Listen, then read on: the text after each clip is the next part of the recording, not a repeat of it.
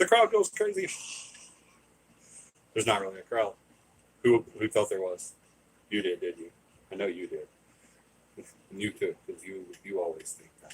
Anyway, I hope everybody had a great week. We're gonna let everybody get logged in and everything. Still saying 0. There's nobody here but me. There's nobody here but me. Where's everybody at? Come and have a good paranormal time with me.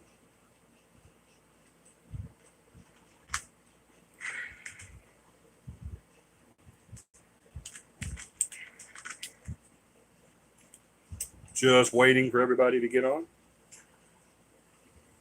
As soon as it says, I got you, I'll be happy because I'll have you. I don't know if you'll stay, but hey, I'll have you for now. And that's all that really matters, isn't it? Was you able to get it?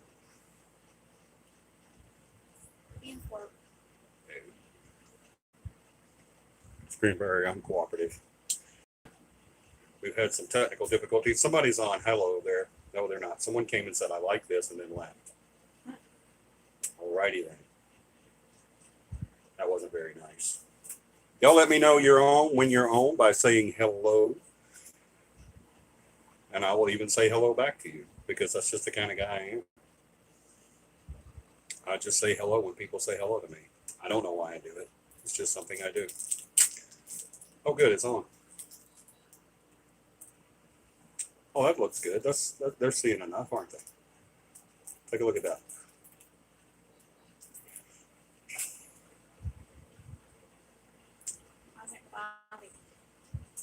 Because of this phone.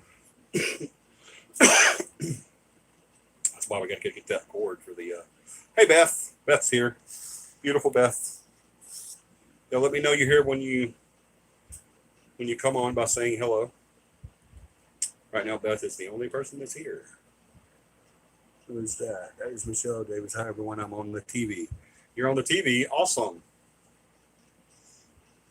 Is it the Davis Family reality show? I'm just kidding. Greetings, beautiful CAPI family. Hello, John. We got Michelle. We got Beth. We got Johnny. We got Michelle. We got some peoples now. We actually got some peoples now. Eric's here too. Awesome. Hey, Eric. I'm sorry, my producer is trying to get the picture a little better. She's going by our monitor. So we have the camera here and a monitor over here. And so she's trying to get everything. So if you see some movement, it's not an earthquake. It's just the producer fixing everything, getting everything right. So that's all it is. So don't freak out or anything like that. And I see there is a bit of a delay. So, alrighty. Maybe now she has it. I hope. We're about to find out. Oh, she's moving it again. All right. Wrong way, I guess. Hey, Cora. I have my phone back from Aubrey. Okay, good. Y'all give us a second. Be patient. Producer's trying to get everything right. It's so delayed. What do you see right there? All I see here is me and the sign. And a little bit of this right here. Sorry, y'all. We had this set up through the camera, but YouTube, the camera on the phone and the video for YouTube sees differently. So we'll have to see how this goes. She just moved it again. Hopefully for the final time, we'll find out. But anyway, like I said, it's not an earthquake. It's just us trying to get everything right. If you're on right now and you're new to the channel, please hit the subscribe button. Hit that like button too, because that helps with the algorithm on how they show the videos. And also hit the notification bell so you'll know when we come on, which is every Sunday night at 9 p.m. Central Standard Time. And tonight, I'm going to finish talking. Last week, we had to kind of stop because Facebook would not cooperate and it wasn't going so well. So we didn't get to really talk about anything last week. We were only on for like half an hour or so, and we just kept having technical difficulties and everything. So what we did was I just went ahead and stopped it. I called the show and said we'd try again this week. So that's what we're doing now. We're trying new stuff, trying to get the set done, trying to get the production done, trying to get everything, the cameras right and everything. Hopefully we'll have it really soon. I'm I'm no longer sitting down or laying down on you guys like I used to. I'm now standing up in front of our banner. Also, if you're new here, go to here, CAPIParanormal.com. Go to CAPIParanormal.com. You'll be able to meet the team there. You'll be able to see some cool photos. You'll be able to see some equipment. You'll be able to see our merch. If you want some merch with the CAPI logo on it, you can go and get that as well. Just do all kinds of things at our awesome website that Beth set up for us, our case manager. She set up a very professional website for us, and we're very proud of that. So even if you don't want to buy merch or get equipment or anything like that, oh, and the equipment that is on our site, we do not get any money for that, by the way. That's not, that's just stuff that we've tried and tested, and we think it looks good, or that it works good. So that's what we want you guys to do, is go and try that out, try that equipment out for us and see what you think as well. So go to CAPIParanormal.com just to check it out. It's an awesome website. You'll love it. I promise you, you will. You will not be disappointed. It's a really, really awesome website. So yeah, go check it out. Beth did an awesome job on that. Let's get our prayer list out of the way. I know I want to add Brenda.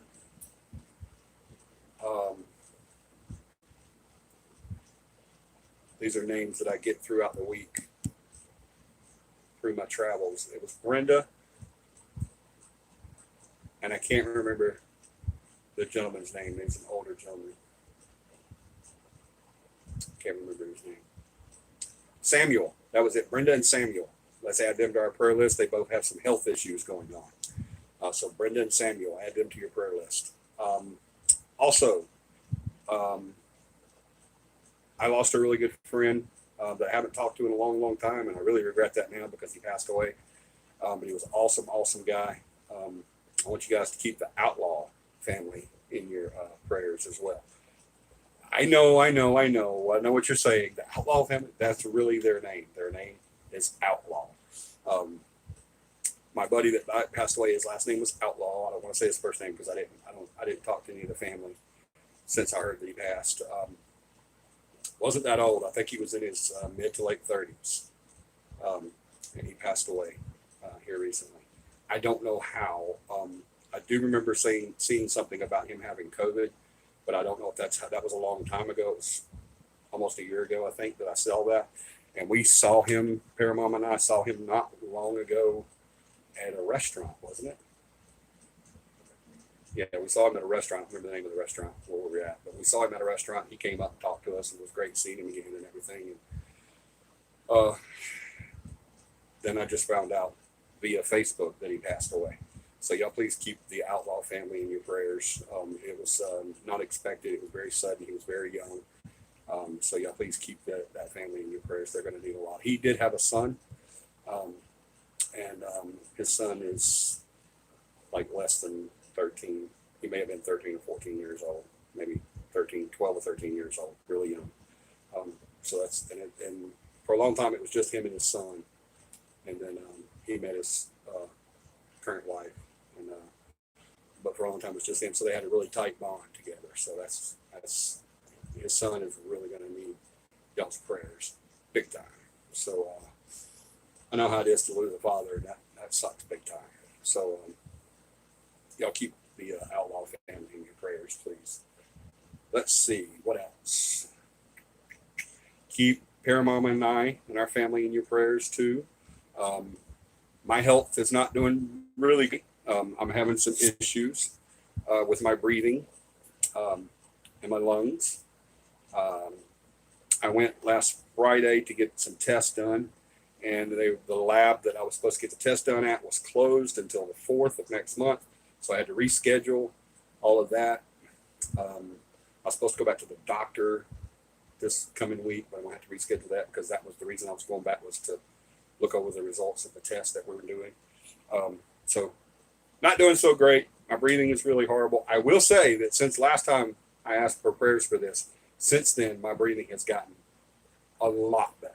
I'm not coughing as much as I was. I'm not losing my breath as much as I was. My chest isn't my chest. My chest is my chest is not closing up like it was. Y'all, it would just like on both sides would just like come together and just like right in the middle, and I couldn't breathe. I couldn't. It was very scary. If anybody's ever had asthma or COPD or emphysema or anything that where you can't breathe, you know exactly what I'm talking about. That's a horrible, horrible feeling, not being able to breathe. I'm a very not scared person. I'm afraid of no man on earth. I'm that guy that usually runs into the fire, you know, and thinks about the consequences later. Don't really care, if, you know, about dying or anything like that. I'm good either way on that. But because I've had a lot of experiences in my life, so I'm good. But the one thing I can't handle is not being able to breathe. Man, that sucks. That sucks a lot. Not being able to breathe, and it really really sucks. I ain't kidding you. So continue prayers for me. Continue prayers for my family. Continue prayers for our living situation.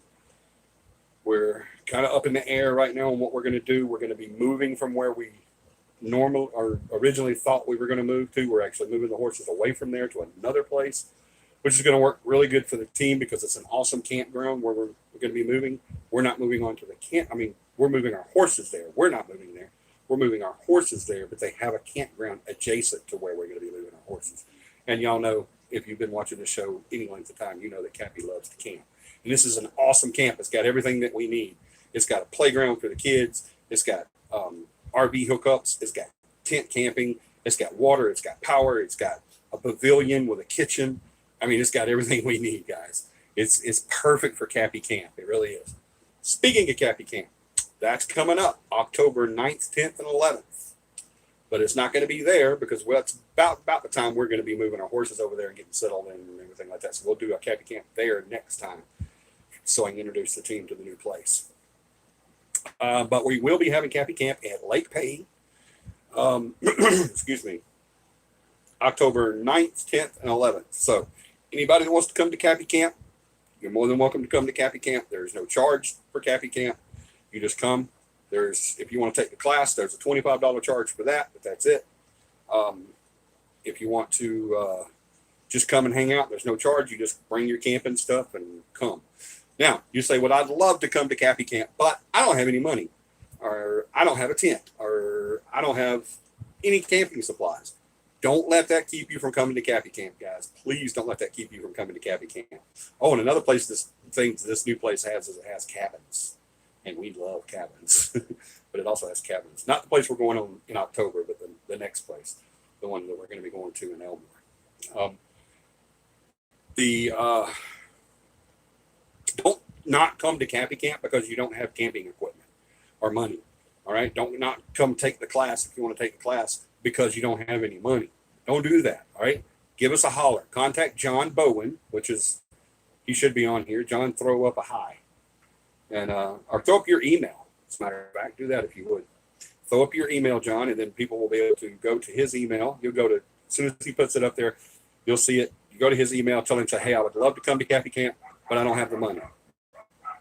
We can work around that. All right, that's not a deal breaker. I'd love to come to CAPI Camp, but I don't have any camping equipment. Guys, we have camping equipment. All right, we love to camp, so we've got a lot. I've got 2 tents? We have 2 or 3 tents now. 2? We have 2 tents that we don't, and one's really big. So we don't need it. And actually, both of them is pretty good size. So if you come, you say, hey, I want to come, but I don't have a tent. I got a tent you can have. You can borrow for that, not have. My wife will kill me if I give that away. But you can use it, all right, for CAPI Camp.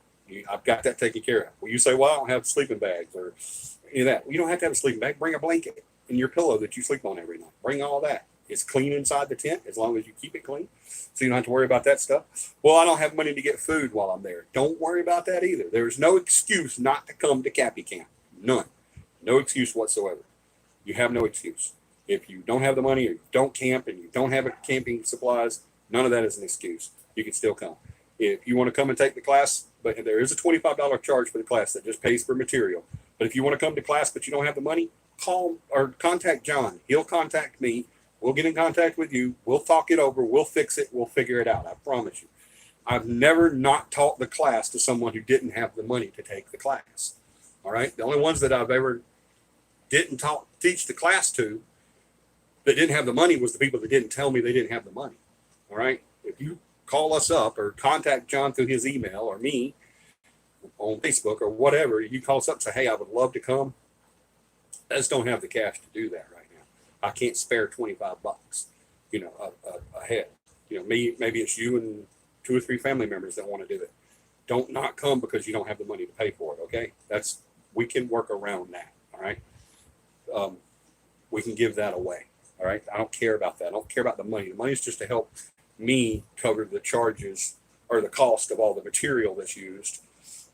The last time Paramount and I printed out the class thing, how much did that cost us in here in Millville? Remember that? It was it was crazy amount.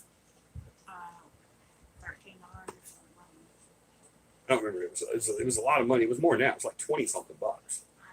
Yeah, it's like 20 or 30 bucks just to make some copies. And not that many either. But it was crazy. But so that's just to cover that. That's the only reason we even have a charge on there. It used to be 50 and people said, I just can't afford it. So we dropped it back down to 25. We don't care about the money, guys. All right.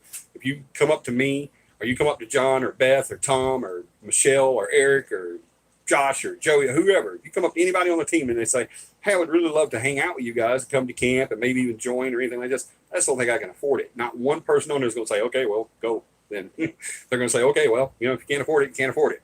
They're going to say, we don't care about money. It's not about the money. All right.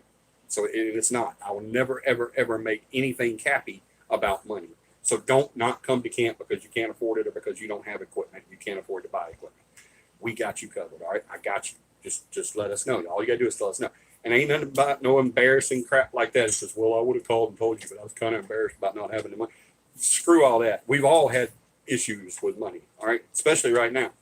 Everybody's got an issue with money. All right. I got an issue with money right now. There's stuff that I can't pay. So don't worry about that. If you're embarrassed, don't even try that. All right.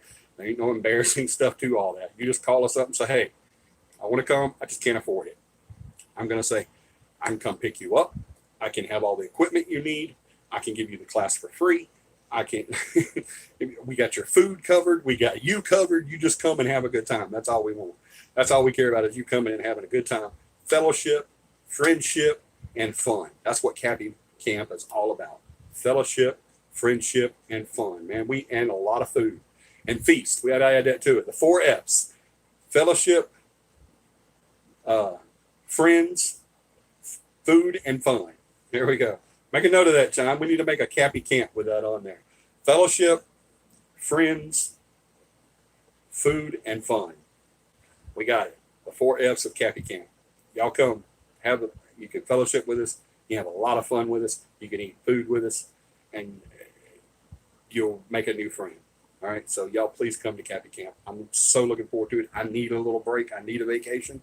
And every time we have CAPI Camp, it's like a little mini vacation for me because I go out for that as early as I can that Friday and don't leave until late as I can that Sunday.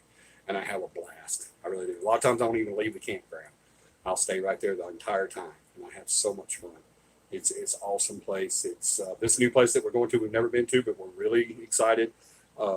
Josh and I, one of their new members, went out and kind of reconned the place a couple months ago and got to know the people and he showed me, he's been there many times.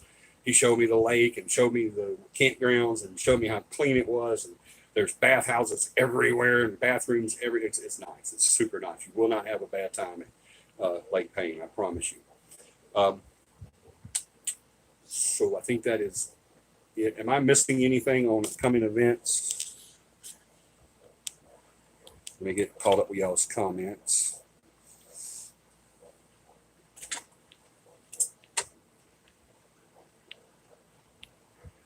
It scared me for a second. Hey, Katie, do not do that. Stay off the bed.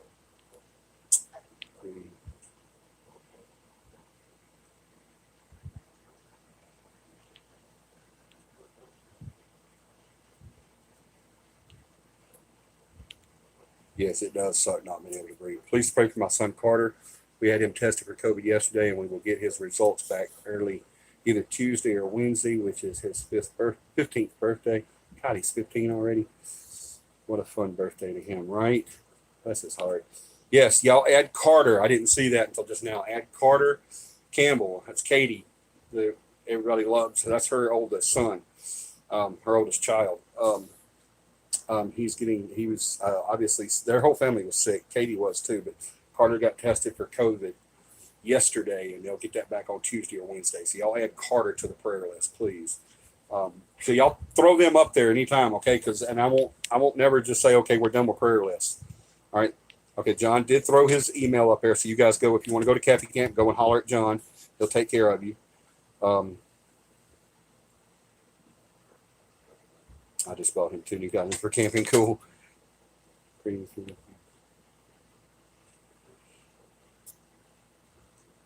Oh, that was Michelle Bowen. Hey, Michelle Bowen. I thought that was Michelle Davis saying that she just bought. You just bought John 2 new items for. I got 2 new items for camping too. I'll have to show y'all later. So come to camping, you'll see them. John's gonna love them. But yeah, that's awesome. Hey, Michelle. Fellowship, friends, food, and fun. That's right, man. I can't. That's cool. I can't believe I came up with that. We will get that. All right. Yeah, that's it for now. Okay. Just to let everybody know, I know we haven't been talking about investigations that much here lately. We are actually put investigation and events on hold. We've made everything. We've kind of set everything aside right now because of we had a bit of a COVID scare. John and I went on an investigation, and after the investigation, we found out that the client had COVID. And so we were scared. Both he and I were both really scared. We both went and got tested. We both tested negative. Thank the Lord for COVID. Getting tested for COVID is not fun. Y'all know that, right? Well, when I was supposed to go Friday to have my test done, I'm doing that in a hospital, in an outpatient hospital setting. Well, to be able to do that, they have a rule that you have to get tested 20 or 48 hours prior to the procedure, and it has to come back negative. So I went and got tested because of John and I being exposed to COVID, the client with COVID, and because I had a procedure coming up at the hospital, a test. Well, because their lab closed until the 4th, now I have to go back and get retested for COVID, which really sucks. I don't like getting tested. It's not funny. Anybody's gotten tested for COVID, you know what I mean. It's not fun. And I don't do that rapid stuff either, that home stuff. I do the real one. My doctor won't let me do anything else but that. She says it's the only one that she trusts. Y'all, that rapid test and the home test, do not trust it. I've seen too many people come back and say that they were tested negative for it and they ended up having COVID, or they tested positive for it and come back and they didn't have COVID. So y'all do the real test. Go and get that stuff stuck in your nose and wait the 48 hours. Trust me, it's the best way to do it. A lot of those other tests, that rapid test and that home test, I wouldn't trust them. I don't trust that stuff. Go to your doctor, get it done correctly. All right. I know it's not fun. It sucks, but it's something we got to do, right? Get tested. COVID is real. It is there. Get tested for it, please. I'm not going to sit here and tell you to get the vaccine because that's none of my business. That's between you and your Lord. I have nothing to do with that, and your doctor. I have nothing to do with that. I'm not advocating don't get the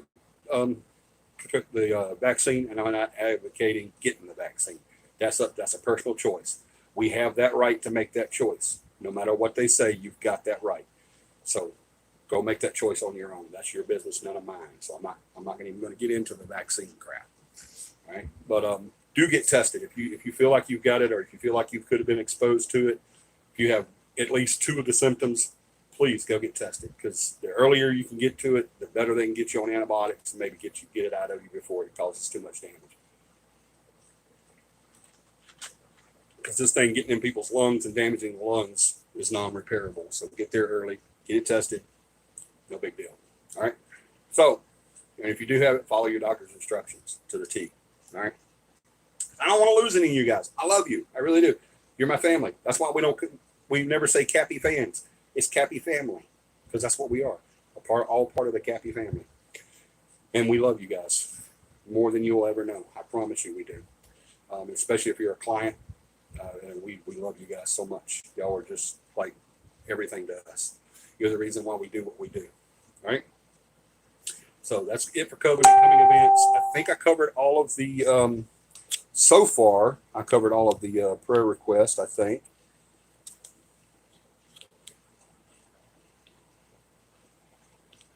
Trying to tickle your brain. I know, right?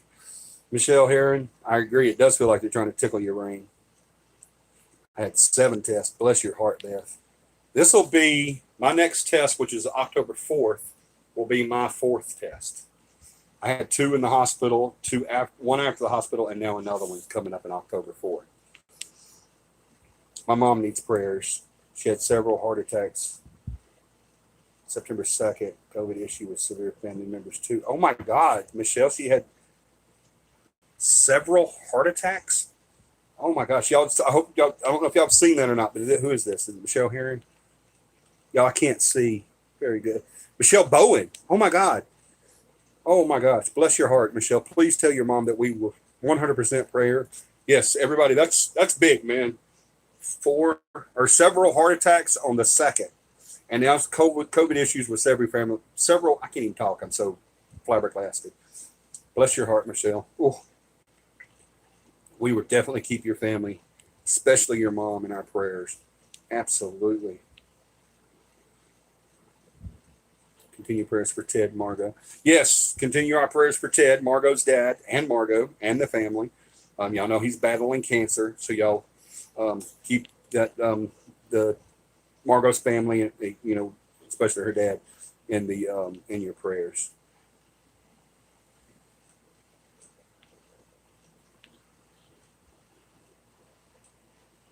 Margot has a prayer request further up, Johnny. Margot does. Oh, hey, Margot, I didn't even see you on. Let me get back up. I'm sorry, I missed Margot's prayer request. Okay, prayer request for my dad. Yeah, Ted is Margot's dad. He starts chemo on Tuesday. Okay, I was under the understanding that he wasn't going to do that, so I guess the family talked him into it. So, God bless for that. And yes, absolutely, we will definitely be praying because chemo is no joke. It's sometimes worse than the disease itself. So yes, we will absolutely keep her dad, Margot's dad, in our prayers. Absolutely, thank you. Thank y'all for prayers. Absolutely, Margot. We believe in prayer, 100%. CAPI family definitely believes in prayer. I'm living proof of prayer. I was told in 2001 that I had 6 months to a year, possibly, to live, and just a matter of weeks or possibly a couple months without surgery to live. I did have the surgery, but I didn't die. They said even if I had the surgery, that my best diagnosis or prognosis was 1 year to live. Obviously, that was in 2001. It's 2021, so that was 20 years ago. I'm still kicking, so I still here. I definitely did not talk into it, but his doctor did. You're still here, Johnny. Oh, thank you, Margot. Well, I'm glad somebody talked him into it. Prayer for my brother and his wife. They found out about the adoption. They found out about the adoption soon. Yes, absolutely. For Michelle Heron, her brother and her brother and sister-in-law find out about their adoption very soon. So y'all, let's keep that in our prayers too. Thank you, Beth. Praying for everyone listed above. Absolutely. Yes, absolutely. Keep everybody in your prayers. Oh, I wanted to add one more. His name is Jerry. He is a very good old friend of mine. He is an amazing minister of the gospel. He's a Pentecostal minister. I've known him since I was really small. He's always been like an uncle to me, and sometimes even like a father. And he's an amazing guy. He recently, I think y'all remember, if you remember correctly, a few or several months ago, me talking about him getting a kidney transplant. He received his kidney. He's now having his kidney's doing fine. He's doing great. Everything's good with that, but he's having some heart issues. I think it's he's staying in AFib, so they're having to give him a little, every now and then. So keep Jerry. His name is Jerry. Keep him in your prayers as well. I appreciate that. I'm glad I just remembered that. Sending big hugs to you, Susie and Ted, Margo. That's hard to sit and watch and go through. Oh, amen, Katie. Go through that. When I was growing up, I watched a good friend of mine, a child. We were both children. I watched him go through chemo and blow up and shrink down, and then we watched him wither away and pass away. So yeah, that's nothing good to watch. That is a fact. So, but we're going to pray that Ted goes through the chemo and it helps, and he's all done, and he can continue making Margot's life a living hell. So, no, just kidding. That's what dads do. We make your life crazy. So that's what we're going to do. Is we're going to pray that happens. So the way I have the camera set up, I apologize that I keep having to look down and squint because y'all know I have trouble with my eyes as well. I'm old, okay? I'll be 51 in 2 months. 51. Good Lord, over the 50 hill. Geez, I never thought I would live this long. I took a hell of a lot better care of myself. If I'd have known I was going to live this long, I swear I would have. Yeah, I can't see that well without my glasses. And I can't, the way I have the camera positioned, it's kind of a catch-22. If I put my glasses on, I can't see this or the monitor. But if I don't put them on, then I have to get kind of close and squint. So it's kind of a catch-22. So I have to have reading glasses. So it's kind of a back and forth catch-22 there. So I apologize for that. But anyway, let's get started with the show. If I missed anything, or if I missed anybody, or if somebody just says, "Oh yeah, I remember someone for the prayer list," pop it up. Pop it up there. I promise you we will get to it. If I don't see it, y'all, when I say I'm going to go back and look at prayers, do like Katie did. She saw that I didn't see Margot's request. So when she saw that I was scrolling to catch up with everybody's comments, she said, "Hey, Johnny, there's another one up there if you'll go back up and look." So that's why I went back and I was able to catch Margot's prayer request. Thank you so much, Katie, for doing that. So please, if you think of something, pop it on there. If I don't see it, whenever I say I'm looking for y'all's text and I still don't say anything about it, remind me. I have no problem with that. That's one of the reasons why that's there, is for you guys to tell me, to ask me questions and to tell me stuff and stuff like that. That's why it's there. That's the only way I can communicate with you guys, is through those texts or those posts. So please keep doing that. All right. I love it when you guys do that, because I love interaction. I love cooperation. I love it to be interactive the whole time, the whole show. All right. So what I wanted to talk about last week was because I had been bombarded all that week, that prior week, about poltergeist, people misdiagnosing poltergeist and defining poltergeist. And I just, for some reason, I don't know what it was, that week I just got hit with all these different things. And someone on one of the conversations that I was in with a bunch of other investigators, someone had said something about what they described was, and I'm not going to go into the story that they were saying because I don't have that permission, but basically what they described was a residual, 100%. Blind monkey with both eyes closed and hands tied behind his back could have figured that one out. Nothing but a residual. That's exactly what it was. 4 other people came into the conversation and was talking about demons, darks, and poltergeist. Misdiagnosis of poltergeist and misdefinition of poltergeist. And I'm sitting there looking, just kind of shaking my head. And I'm like, what the crap, guys? And they're like, what are you talking about? What are you talking about? I said, that's a residual. That's exactly what it is. And while everybody agreed with me that it was a residual, not everybody agreed with me on the poltergeist. So it's crazy. It really is. A lot of people don't agree with my views on the paranormal. I've had so many debates. I've never lost a debate because no one's ever been able to prove it to me. So if anybody wants to debate me on the paranormal, on anything that I say, please, I beg you, please come to me. I will not have my feelings hurt. I will not get angry. I will get happy and I will get excited because I love to debate the paranormal and I love to debate it. Good night. Thank you. Have a good night. I can't do this. I'm sorry. I love to debate, and I will debate you with a big smile on my face. I promise you I'll never get mad.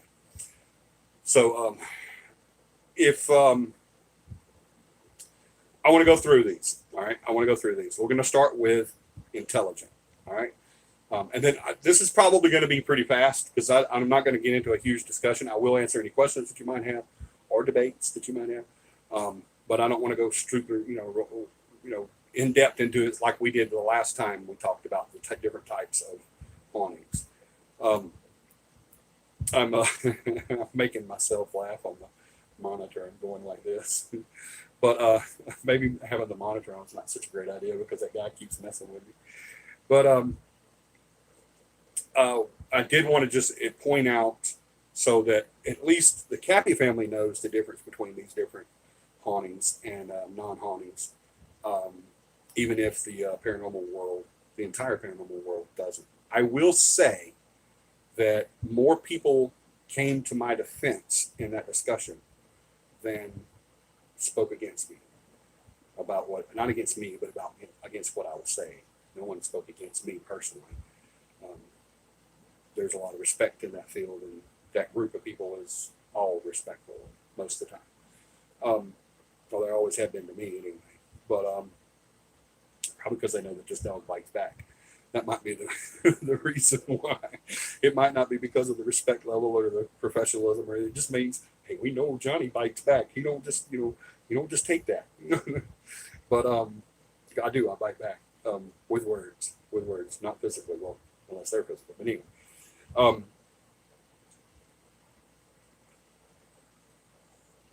Intelligent hauntings. All right. Intelligence is the one haunting, the one type of entity that every investigator in the paranormal wants to encounter. That's the one we all want, right? They give us the best evidence. They, especially if you have somebody that's a skeptic on your team, that's the best one to have for skeptics. That's usually when they get their aha moments. They give us the most usable evidence, not just evidence, but usable evidence as well. An intelligent entity is an entity that is aware of its surroundings and you being there. It interacts with its surroundings and you. It will usually communicate with you in some way or another, or at least try to. That's why I tell my team when we go into investigations, especially when they're first learning, I always tell them, you go into these investigations with your eyes wide shut. Don't just go in there 100% with your eyes wide open saying everything's a ghost, everything's a haunting, everything's a spirit, everything's a haunting, everything is this. Don't do that. Go in there with your eyes wide shut. Have that skepticism always. Never lose that skepticism, because if you do, you're going to start labeling stuff and you're just going to be a nuisance and people's going to not want to investigate with you anymore. Always go in with that skepticism. That's one of the things I love about my team is everybody on my team is a believing skeptic. 100%. Every one of them are believing skeptics. They do believe in the paranormal, obviously, or they wouldn't be there. Or not. Sometimes they will. I had people on the team that didn't believe when they first started. They just wanted to check it out and see if it was real. Some of them just wanted to hang out, and then they have those aha moments, and those are awesome. Like that first time someone gets touched, that's an aha moment. That's awesome. But these intelligence are going to interact with you basically, and with the surroundings wherever you're at in this investigation.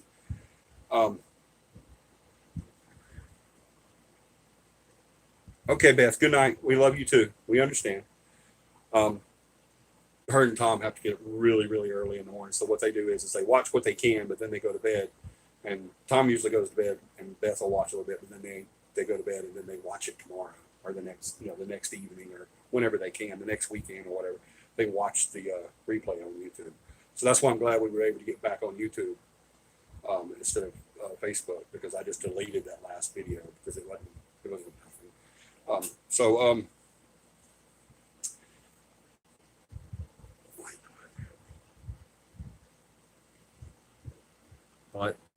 Like the one that we got at the EVP of, I can see it. Yeah, at the place in Montgomery. Yeah, you're right. I love that one. But that's going to be what he's talking about, what John's talking about there, where he says, I like the one where it says, I can see it. We were, I'm not going to tell you where we were at. We were at a law office in Montgomery, I'll tell you that, and doing an investigation. and something very beautiful was moved from one place to another. The first time we were there, we saw this big, beautiful thing, this object. It was a tapestry. I'll tell you that. We saw this big, beautiful tapestry about the size of our banner, and it was in one place when we investigated. The next time we came to investigate there, because we investigated there several times, and we'll investigate there several times again, I promise you, because we love it so much. But the next time we came to investigate, it was in a totally different part, another whole different floor of this building. So I think it was John asked, how do you like the fact, are you okay with the fact that they moved the tapestry, blah, blah, blah, from one place to the other? And we got an EVP of them saying, I can see it. So that was really, and I actually heard that too. So it was really cool. So the intelligent, that was an intelligent. It was interacting with its surroundings, with that tapestry being moved. And it was responding to a question that we asked. So that was an intelligent entity. Intelligents are usually always in skins, and they're usually always, no, I'm not going to say that because sometimes they're not, but a lot of times an intelligent is not going to be,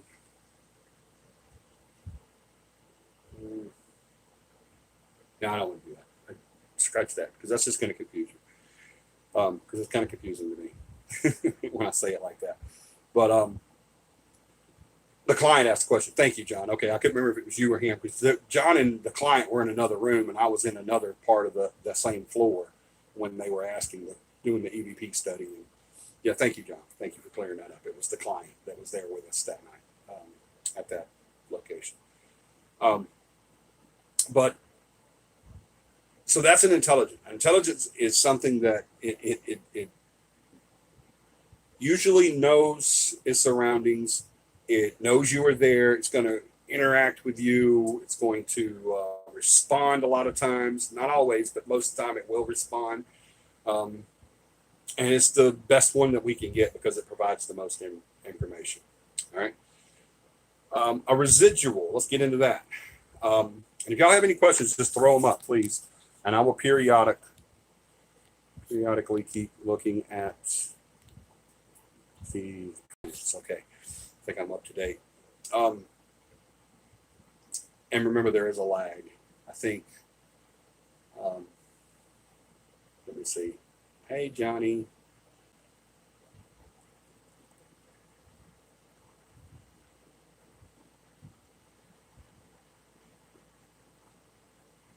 Oh, it's a long lag. Yeah, I'm watching it live. Yeah, it's a very long lag, so y'all be patient with me. Usually YouTube doesn't give me that much of a lag, but man, this is a really. I'm still have it said, "Hey Johnny" on the thing. We're like 30 seconds into it, 45 seconds into it. Okay, I just now said it. I just now said, "Hey Johnny." So yeah, that's a long time. That's probably a good solid minute. So I apologize for that. It usually doesn't do that on YouTube. Facebook used to do that really bad, but YouTube usually don't have that much of a lag. But there's a really, really long lag, so I apologize. Anyway, residuals. Let's get into that. Now, residuals are one of my favorites. The reason why residuals are one of my favorites is because they're so complex. They're so freaking awesome, and they're so unexplainable. Nobody knows how or why it happens. Nobody, and I mean, physicists don't even know why this happens. Of course, most physicists says it doesn't happen, but we know it does because there's evidence of it. But a residual is actually not a haunting, believe it or not. It's actually not a spirit there. People always kind of, this was one of the arguments that ensued after my comments on the question of the type of entity that was in this story. But a residual is actually not an entity. It's not a haunting. It's not a ghost, if you will. It is, it's a recording. Excuse me, believe it or not, a residual is actually just a recording. It is something that happened several or something that happened on a schedule, basically. Um, this older man would leave his room every night at 1 a.m., walk down the hallway to the bathroom, use the bathroom, go into the kitchen, get a sip of water, and then go back down the hallway, back to bed. Every morning he woke up at exactly at 1 a.m., did this every day since he was a kid to the time that he died, and moved, and his family moved away, and everything was different. Let's even say the house wasn't even there anymore. The house had done gone. It was just a field now. And now you have people reported seeing a man walk right across the field. And then after a little while later, you see him walk back again. He'll walk across the field, stop, continue to walk this way. Then a few minutes later, he'll come back and be here. Remember, bedroom, bathroom, kitchen, bedroom. All right, bedroom, bathroom, kitchen, bedroom, just like that. That was his routine. He did that every single night at the exact same time, over and over and over. In my class, there's a story about Willie, who was a track inspector. He worked for the railroad. He was a track inspector, and he would walk the trail or the tracks every night, making sure there was no breaks or objects or anything that would be detrimental to the train and the people on the train. And he did this every single night. So you get what I'm saying, right? There's something that's happening on a schedule, and it continues to happen over and over and over and over until where it actually gets etched in time, believe it or not. And there's been case like the case with the guy walking the tracks, Willie walking the tracks. He didn't die. He just moved away. And then people started seeing him. Everybody thought he was dead until he came back a few years later to visit. And they're like, whoa, we thought you was dead. Why would you think I'm dead? Who told you I was dead? Well, nobody told us you was dead, but we see your ghost every night. So that's why we thought you were dead. Usually when we see a ghost, that person's dead, but it wasn't a ghost. It was something that got etched in time because it was something that was done systematically, on time, scheduled, every time, no deviation from the routine, and it just got etched in time. So it's actually not haunting, believe it or not. It is a haunting, but it's not a spirit. It's not an entity that's causing this phenomenon. It's just that etched in time, that recording of that thing that happened, that incident that got etched, and then now it just replays itself over and over on the schedule. Is the Gettysburg battlefield a good example of the residual? Yes, thank you, John. That's an awesome question.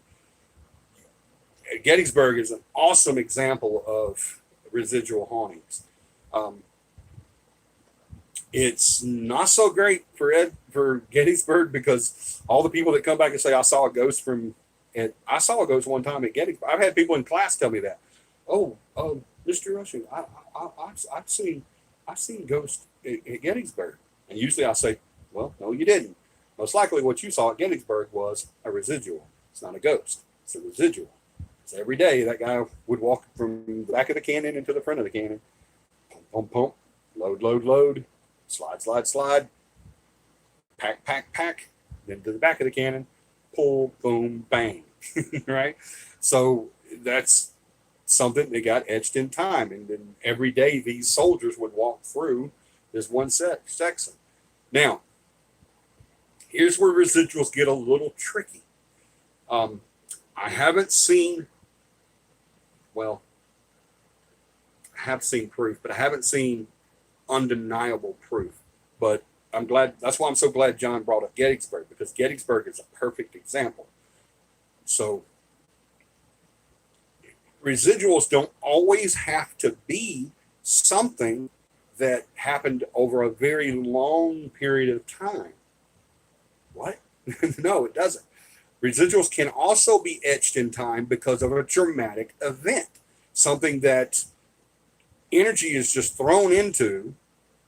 Can you imagine the energy level of not just the people in New York City, but the people around the world, all over the world? Can you imagine the energy level that was projected onto the New York City during 9/11?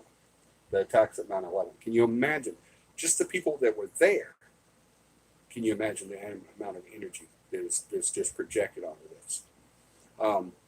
This is still a new field kind of thing, or a new hypothesis with the residuals. It's still, people are still trying to figure it out and talk about it, but there is some belief, and I've kind of seen a little bit of evidence on it, so I'm kind of leaning towards it, but I'm still researching it myself because it's only been for a few years. But a residual can happen through a traumatic event. Is it the ghost of these spirits, of these people that this happened to? Not necessarily. It's just so much energy. Let me see if I can explain it. Tell you what, I want y'all to do me a favor. Get a flash. All right. When I say a flash, I mean like a flash, like on a camera. If you've got an old camera that has a flash on it, or if your phone does the flash, most phones today, like your smartphones, they don't flash, right? They just brighten it up for a few seconds, takes the picture, then it goes out. You need a flash, preferably a bulb flash. It works best with bulb flashes. But if you can get a hold of a flash, do this for me. Go into a room that is pitch dark. All right. I don't mean dark in that room. There's very little light coming in. There's very little, there's a little bit of a light. There's a night light in the corner. I mean pitch dark, where you can't see your hand in front of your face. Go into that room. Even if it's a closet, you can do it in there as well. Before you close the door to the closet, because there could be light in the room that the closet's in, just not in the closet. Before you close the door, look around the closet that you're in and find something that you want to look at. Fixate on that. All right. So even when you there's a yellow hat hanging in the corner of the closet, put your eyes on that hat. All right. And then close the door. Even when the lights are off, keep looking at that hat. All right. Keep watching that hat. Don't stop watching the hat. Take your flash, point it towards that object while you're still looking at it. Flash. And then go like this. Close your eyes as tight as you can. All right. What's going to happen? If anyone's ever tried that, if you've ever done that, I did it in science class. So there may be some people that did it at school. What's going to happen? It's photosynthesis. You're going to see that image in bright as day, full color, like you're standing there with your eyes open. The really cool part about it is what we were told to do was do that, and then when you squint your eyes, open the door without taking your eyes off that object, and then open your eyes. And you can't tell when you open your eyes. As soon as you start seeing it in your brain, open the door and then open your eyes, and you're still going to be looking at that yellow hat or whatever object you find, and your brain's not going to know when you open your eyes. It's weird. You just have to try it. It's really cool. Try it. It's awesome because you physically know you opened your eyes because you sent the message to open your eyes. But to you never stopped looking at that object, so your brain's going to be like, oh, well, you must have never closed your eyes. So it's cool. Just try it. It's really awesome. It really is. Y'all try that. But that's kind of the point I'm trying to make. Something that happens tragically like that, or surprisingly, or all that energy flash is projected onto that, right? And then that, remember, this is just a hypothesis. There's no 100% in the paranormal. We know that. But that can also, hypothesis speaking here, that can also etch a residual in time. It can continue to go. So that's a possibility too. Don't hold me to that. Let's just keep at residuals. Officially, residuals are an event that happened systematically, scheduled over a long period of time, and it got etched in time, and now it continues to happen in that realm. All right, and then sometimes we can see it. But also keep in mind that it is possible that a residual can also be the result of a high energy traumatic event. All right. All right. Demonics are, we all know what demonics are. They're demons. They're entities that have never been in skin. They've always been demons. They'll always be demons. They don't have a choice.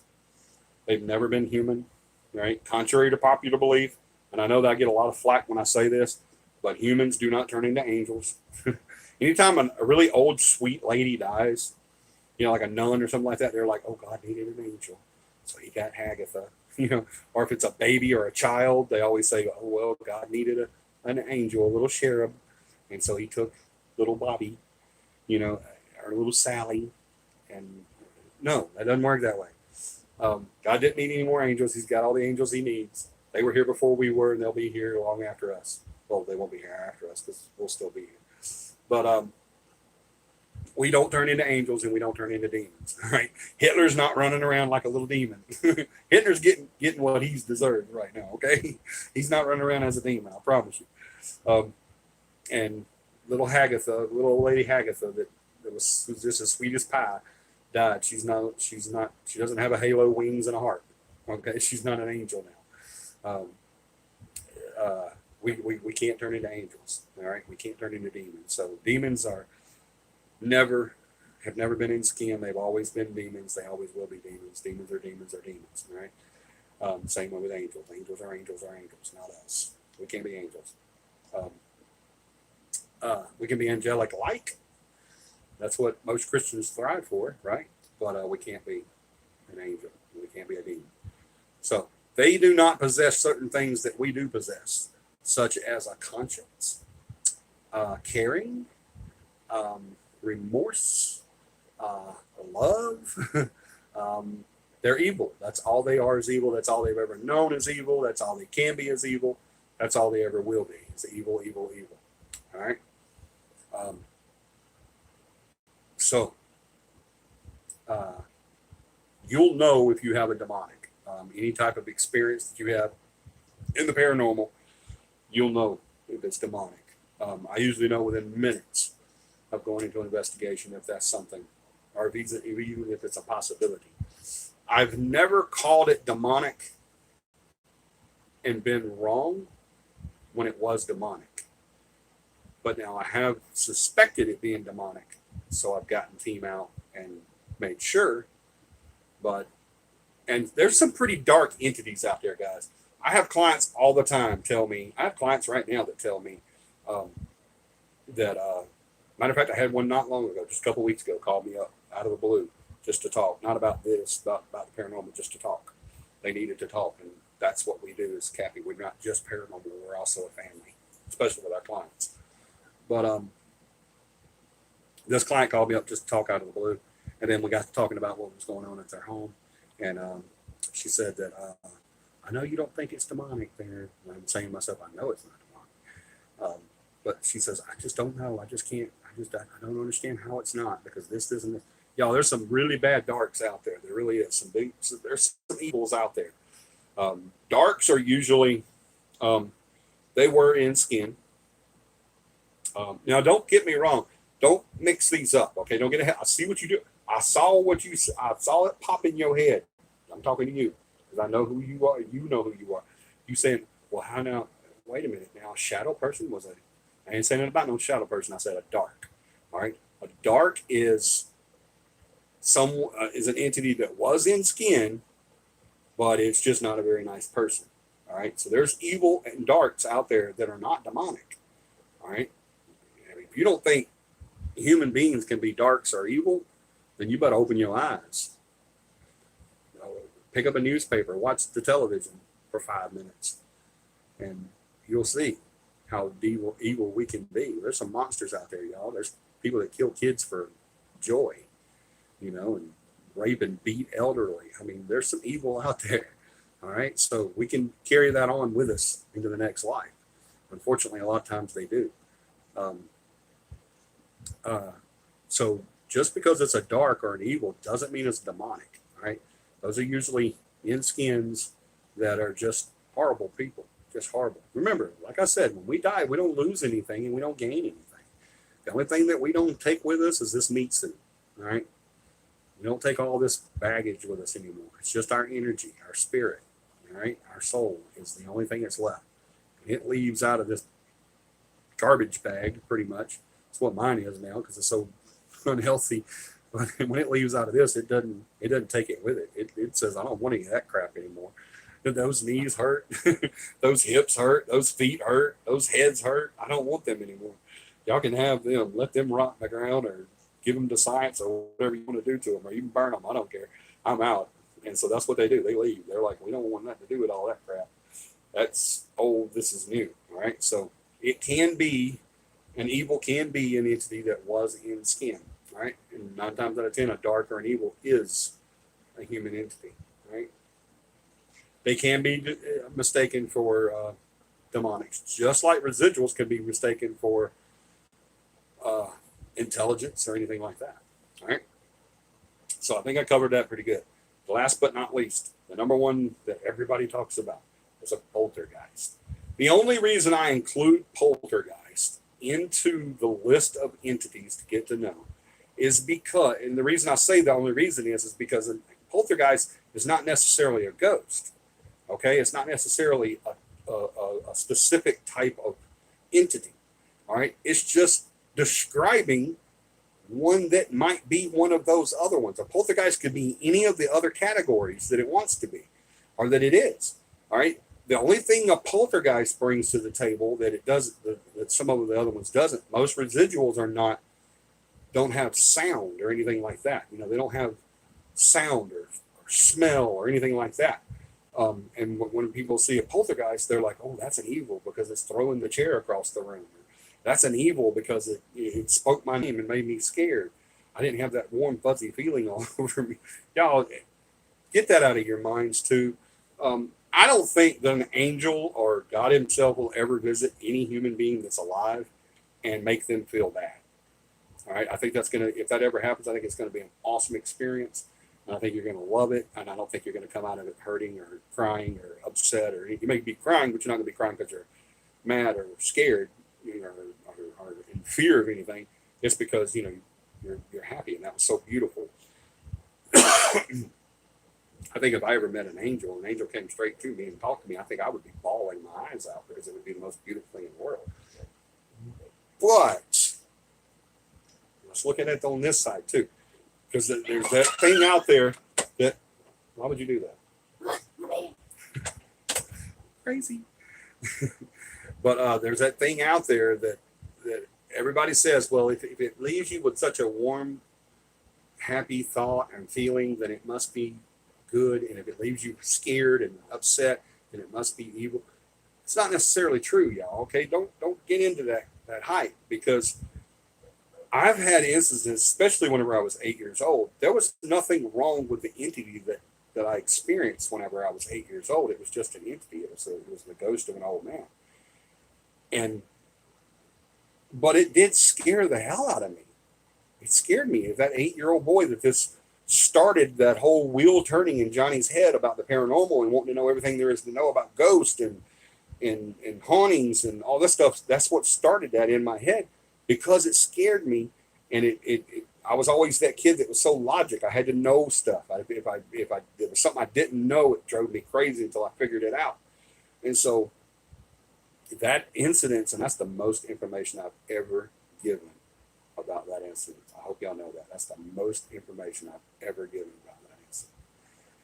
That's crazy. I can't believe I did that. But yeah, that's the most I've ever said. You ask anybody on the team, because everybody on the team's asked me about my first experience, and I always say that's mine. I don't talk about that. But yeah, that's the most information I've ever given on that. I don't know why. There's a lot of paranormalists that are like that. Most paranormalists and parapsychologists that I have met will talk about having their first experience and what age they were and what got them into this and what made them start wanting to investigate it and all that stuff. They'll say that, but when you ask them, well, what was it? They'll say, that's kind of mine. I don't really talk about that. I don't know why that is. I really don't know, but it is. To me, it's just mine. You know, that belongs to me. That happened to me, and that's what got me started into this, that I'm so happy and passionate about, and that I've studied for 40 plus years, and that's mine. So that's the most I've ever said about that. So some of my team members are probably going, he just said. But yeah, that's the most I've ever said. It's probably the most I ever will say about it. But it's just, I don't know why it is. And it doesn't change. Like if there's a room full of just paranormal, you got 4 parapsychologists sitting at a table and we're just talking around each other. If one of them asks the other one, says, like if one of them asks me, it says, hey, what happened in your very first experience? What got you started in this? We don't say, okay, well, there's nobody around, I'll tell you guys. It usually doesn't work that way. Very seldom do they even talk about it amongst themselves, when there's just nothing but their peers around the table or around the room in their little huddle. They don't. I would still probably answer that question the same way I answered it if a stranger walked up and asked me, says, "Hey, I don't know anything about the paranormal, but tell me about your very first experience." I've been asked that in interviews, on television and newspaper and on radio, and I've been asked that question so many times, and I always answer it the same way. A lot of times it doesn't even make it to production because I answer the question the exact same way. I don't talk about that. I'm sorry, that belongs to me.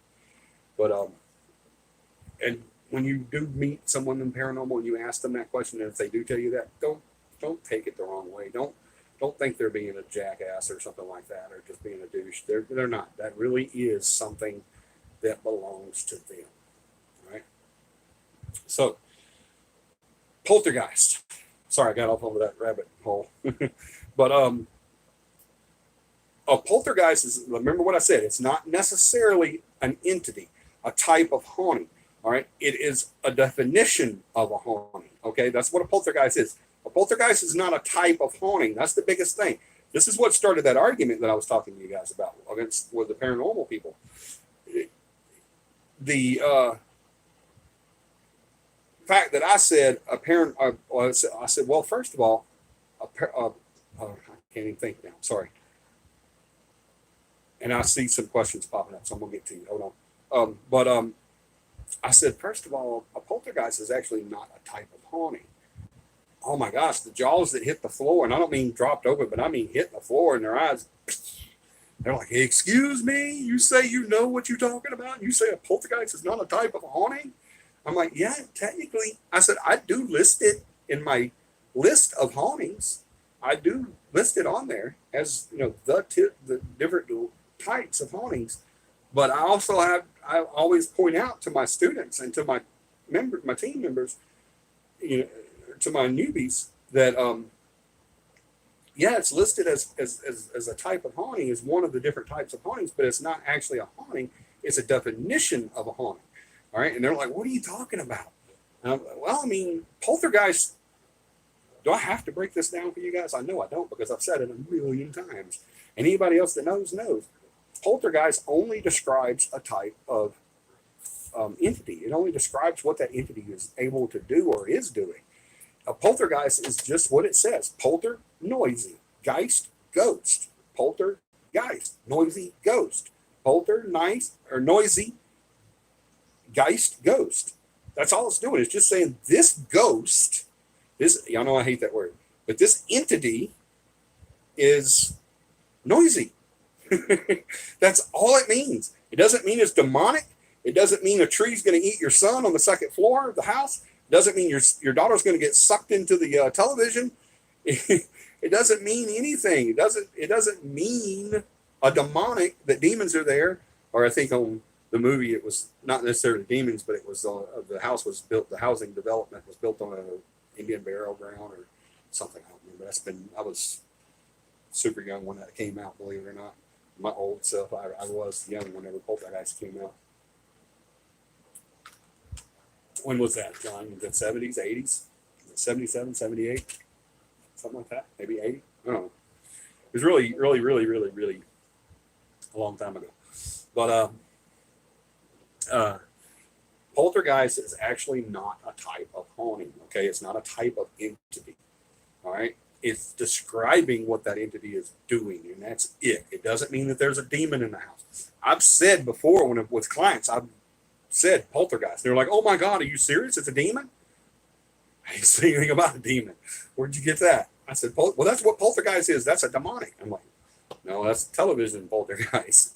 That's innuendo and old wives' tales poltergeist. Poltergeist just describes an entity, what that entity is doing. That's all it does. It just means that entity is a noisy ghost. All right.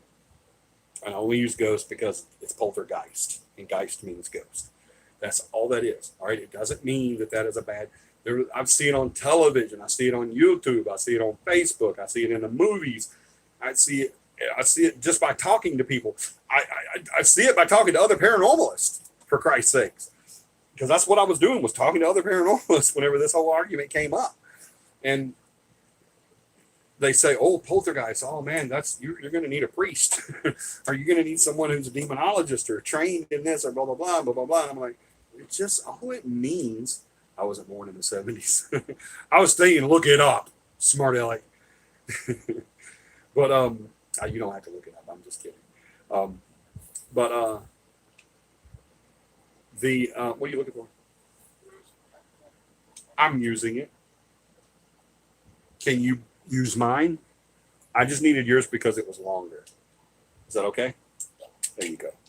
Here, you can even use my block. Okay. I would prefer you use my block. I wouldn't want that plugged into that block. Actually, I don't need it. Why? There's a little clock there. Okay, cool. All right, I'm sorry about that, y'all. I stole baby girl's cord because I needed a length. My cord's only about this long, and she has a really long charging cord, so I stole it. But anyway, a poltergeist is just a definition, all right, guys. It's not a type, all right. It's not. All it's doing is saying, hey, this particular spirit is very noisy.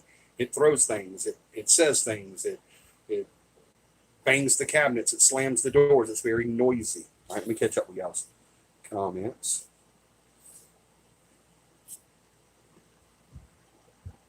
Right, that's the Gettysburg one. A type of phenomenon, not a type of entity. Exactly, John. Thank you so much.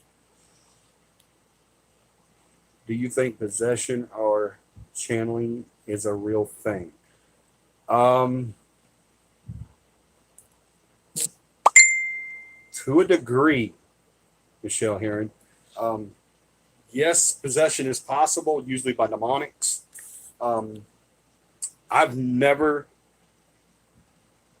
It's never been proven to me that an in-skin has the ability to possess. So I'm not even gonna. I don't think they can do that because we don't gain any special powers over anything. Oh my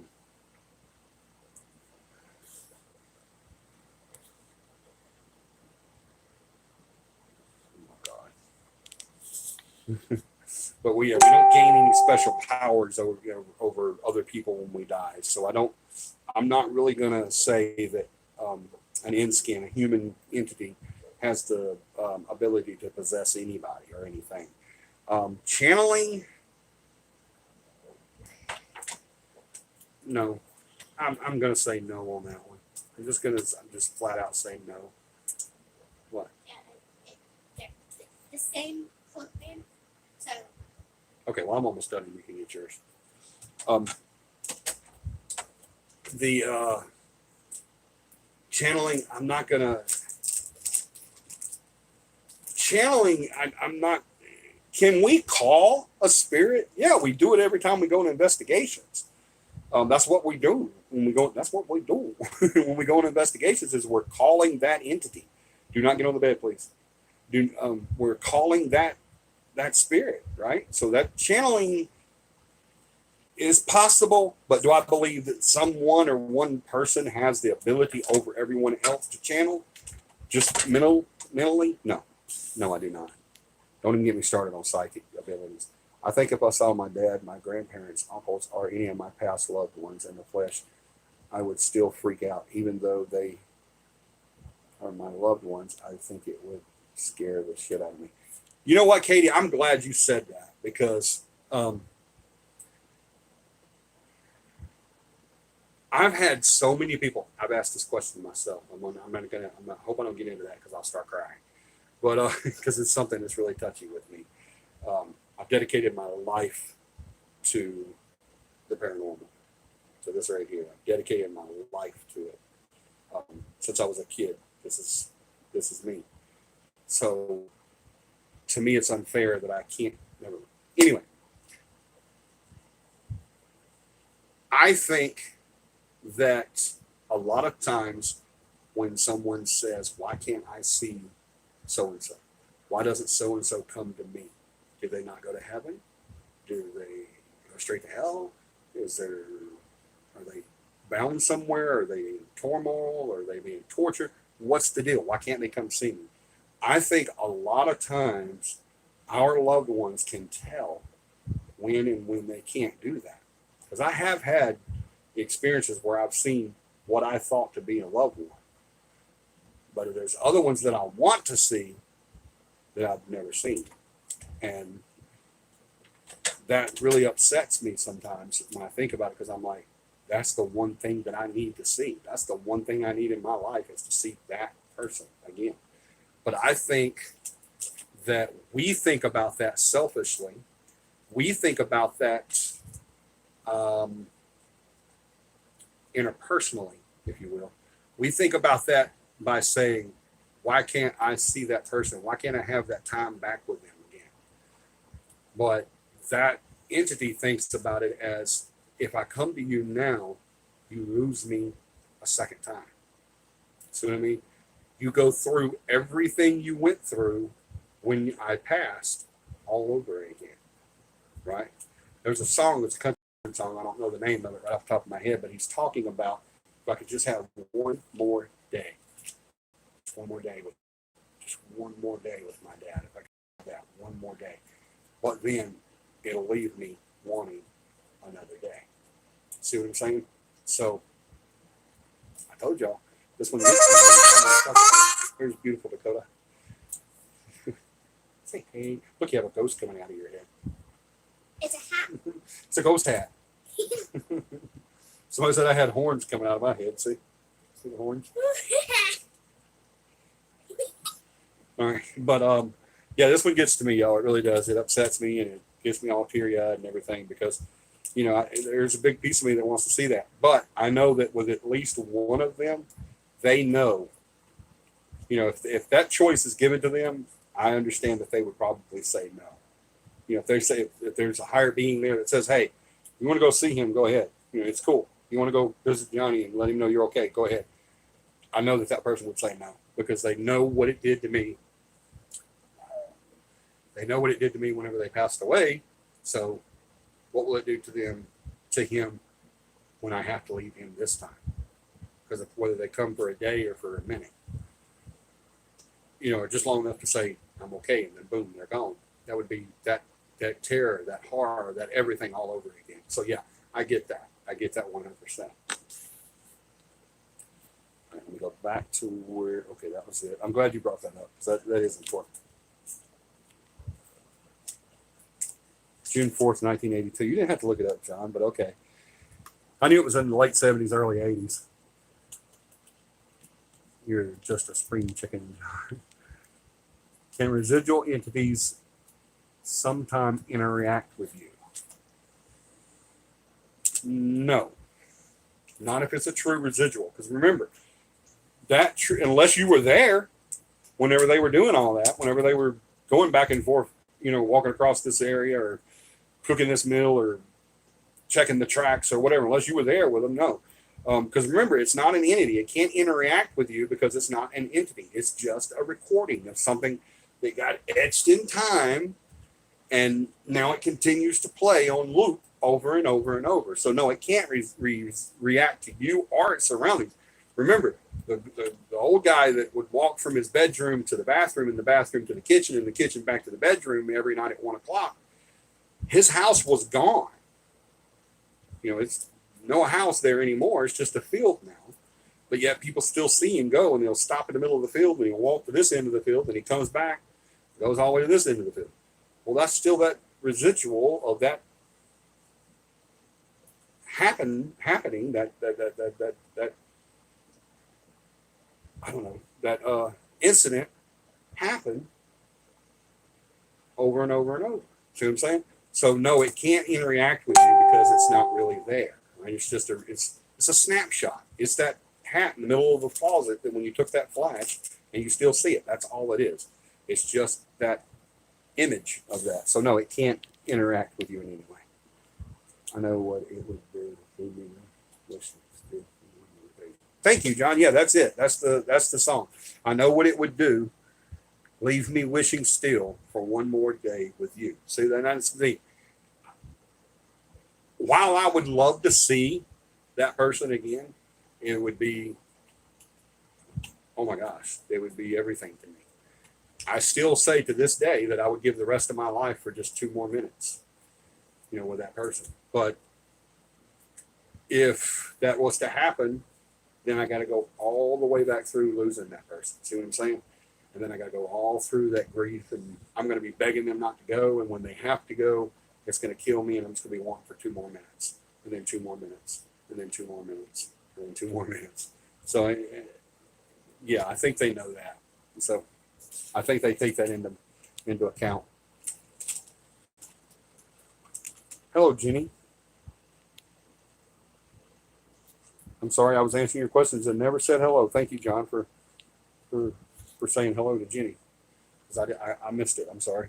It's hard for me to see y'all. I'm serious. I'm half blind over here. All right, guys. That's what I wanted to do tonight, was to talk about the different entities and reiterate how it is. And next Sunday, you guys want to be here. Because I know there's still a lot of passion about the different types of procedures and equipment and styles and habits and all that stuff about investigating the paranormal. Next Sunday, we're going to start a series, a 4-part series. Believe it or not, it's going to be a 4-part. We're going to go 4 shows into this. It's not going to just be one, but it's going to be 4 shows into breaking down what does and doesn't work in investigating the paranormal. Just like the different types of hauntings, I've here lately I've been hearing a lot about the different pieces of equipment that I know is just junk, and it's just a way to get money out of me. One More Day by Lone Star. Thank you, John. That's it. One More Day. Y'all listen to that song, you'll see what I'm talking about. One More Day by Lone Star. It's an awesome song. It usually tears me up every time I hear it because I think about a couple people. But we're gonna break this down. We're gonna do the different pieces of equipment. We're gonna be doing the different techniques, everything, beliefs, everything. We're gonna break it down, and we're gonna really study it, really get into it. So y'all bring it. I know that I have some loyal followers on here that are here every time, most of the time, that do not agree with me on equipment and procedures with with investigating the paranormal. I know I have that. So I'm looking forward to some debates. Y'all bring it, all right? Bring what you got, all right? Because you know I don't back down and I never lose. So y'all please bring what you can. Margot says, hello, beautiful Dakota. Hi. I know you can't see. Phone apps don't work. Yeah, phone apps do not work. All right. Spirit boxes do not work. All right. Sage does not work. So y'all bring it next week. Sunday, we're going to start this. And I really want to get into this. We're going to start with equipment, then get into procedures, and then we're going to start breaking them down and definitions and what they do and how they came about and why people use them and why they don't use them. All that stuff. We're going to break it down. We're going to have a good time with it. So y'all bring it next week, Sunday at 9 o'clock. Y'all please be here. I love you guys so much. I want to thank you for another awesome show. I wouldn't do this without you. Even if it was just one of you, I would still be on here doing it. But if it was nobody, of course I wouldn't do it. So I really appreciate you guys being here tonight.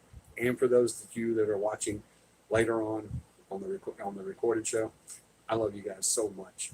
Thank you so much for being here. We will see you next Sunday night. Please do me a huge favor sometime between now and next week. I don't care if it's a family member, a friend, or someone you meet on the street. Make somebody smile, because that's the one thing we need the most right now, smiles.